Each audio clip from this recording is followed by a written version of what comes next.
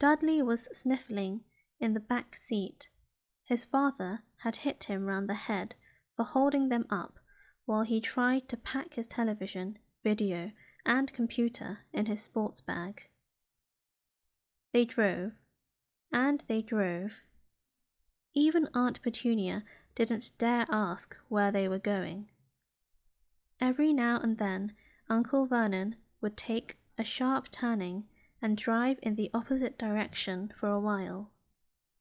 "Shake 'em off, he would mutter whenever he did this. They didn't stop to eat or drink all day. By nightfall, Dudley was howling. He'd never had such a bad day in his life. He was hungry.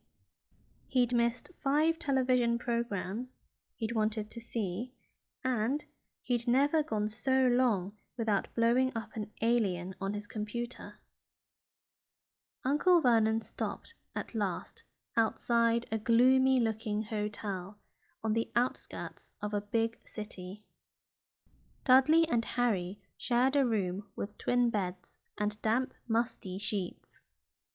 Dudley snored, but Harry stayed awake, sitting on the windowsill, staring down at the lights of passing cars and wondering. They ate stale cornflakes and cold tinned tomatoes on toast for breakfast next day. They had just finished when the owner of the hotel came over to their table. "Excuse me, but is one of you Mr. H. Potter? Only I got about 100 of these at the front desk." She held up a letter so they could read the green ink address. "Mr. H. Potter, Room 17, Railview Hotel, Cokeworth." Harry made a grab for the letter, but Uncle Vernon knocked his hand out of the way. The woman stared. "I'll take them," said Uncle Vernon, standing up quickly and following her from the dining room. "Wouldn't it be better just to go home, dear?" Aunt Petunia suggested timidly, hours later, but Uncle Vernon didn't seem to hear her.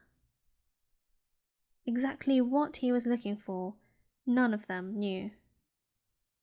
He drove into the middle of a forest, got out, looked around, shook his head, got back in the car, and off they went again. The same thing happened in the middle of a ploughed field, halfway across a suspension bridge, and at the top of a multi-story car park. "Daddy's gone mad, hasn't he?" Dudley asked Aunt Petunia, dully late that afternoon. Uncle Vernon had parked at the coast, locked them all inside the car, and disappeared. It started to rain. Great drops beat on the roof of the car. Dudley snivelled. "It's Monday," he told his mother. "The great Humberto's on tonight. I want to stay somewhere with a television." Monday. This reminded Harry of something. If it was Monday, and you could usually count on Dudley to know the days of the week because of television, then tomorrow, Tuesday, was Harry's 11th birthday. Of course, his birthdays were never exactly fun. Last year, the Dursleys had given him a coat hanger and a pair of Uncle Vernon's old socks. Still, you weren't 11 every day. Uncle Vernon was back, and he was smiling. He was also carrying a long, thin package and didn't answer Aunt Petunia when she asked what he'd bought. "Found the perfect place," he said. "Come on, everyone out." It was very cold outside the car.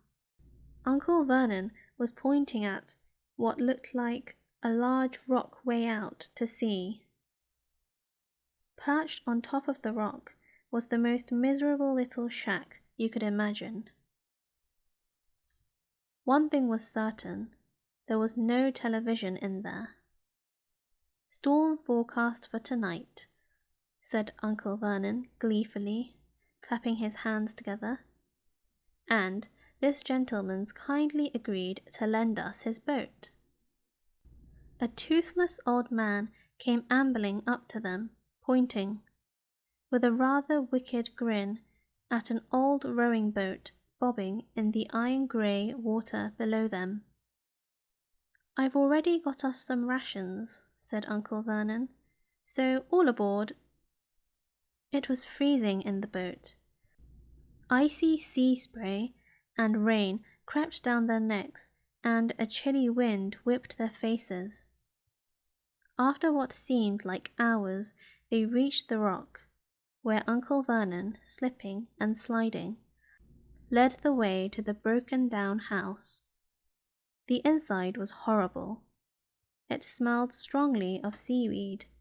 The wind whistled through the gaps in the wooden walls, and the fireplace was damp and empty. There were only 2 rooms. Uncle Vernon's rations turned out to be a packet of crisps each and 4 bananas.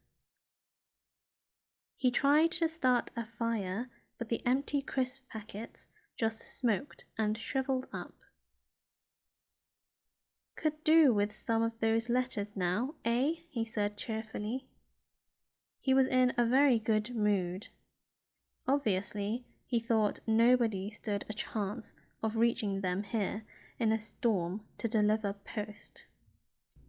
Harry privately agreed, though the thought didn't cheer him up at all. As night fell, the promised storm blew up around them. Spray from the high waves splattered the walls of the hut, and a fierce wind rattled the filthy windows. Aunt Petunia found a few mouldy blankets in the second room and made up a bed for Dudley on the moth-eaten sofa. She and Uncle Vernon went off to the lumpy bed next door, and Harry was left to find the softest bit of floor he could and to curl up under the thinnest, most ragged blanket. The storm raged more and more ferociously as the night went on. Harry couldn't sleep. He shivered and turned over, trying to get comfortable, his stomach rumbling with hunger. Dudley's snores were drowned by the low rolls of thunder that started near midnight. The lighted dial of Dudley's watch, which was dangling over the edge of the sofa on his fat wrist, told Harry he'd be 11 in 10 minutes' time.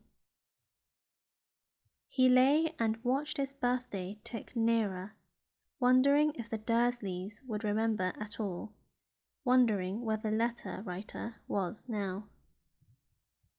5 minutes to go. Harry heard something creak outside.